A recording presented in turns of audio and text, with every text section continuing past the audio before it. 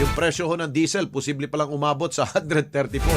Yung maganda yung sinabi ni kanina, dun sa Protect Committee meeting kanina.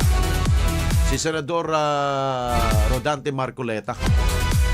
Dahil ako rin mismo, matagal ko na rin po itong masyadong maraming katanungan po sa aking isipan. Kung paano umabot po sa higit sa 100% pagtaas po ng presyo ngayon. Na ito po sa tingin ko ay mga lumang supply na ho to eh. Kaya kapag lumang supply, na hindi naman to mga bagong supply na kinunan po, ibig sabihin, hindi dapat magbabago ang presyo. Tingnan nyo ho sa ibang bansa. Never ho nagbago ang kanilang presyuhan ho doon. Tayo lang. Tayo ho ang kaisa-isa hong bansa na parang pinayagan na, uy, sige, magtaas kayo. Porque tayo po ba ay deregulated? Hindi na ho natin pwedeng sitahin ang mga oil companies? Hindi naman siguro pwede ho yun.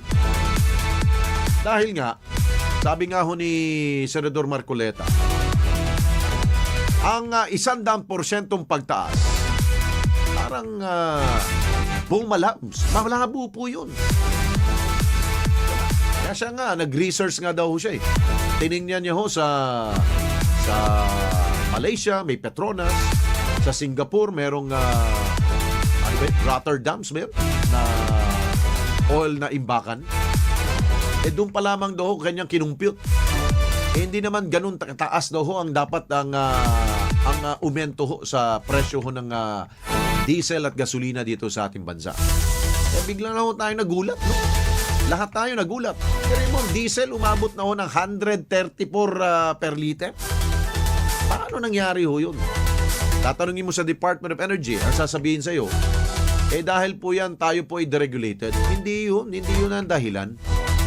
Kahit na tayo po ay deregulated, dapat rin po tingnan nyo ang papeles, ang mga dokumento nila.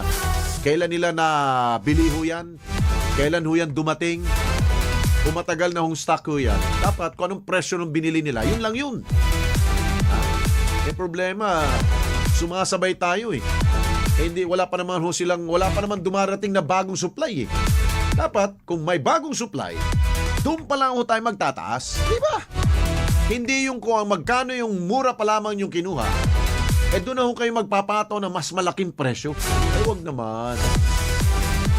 Ang tawag ho doon ay kaswapangan na pong tawag ho doon. Di ba? Tapos pag sinabing, oy, kailangan na ho natin ibaba. Sabihin ng mga oil companies, hindi pwede pa ibaba. Dahil hindi pa ho kami nakabawi. Di ba? Dahil mahal ho namin binili ho yan. Excuse me, lumang stock na ho yung binibenta ninyo. Nasa gasoline station na nga ho yan eh. Di ba? Ay nako.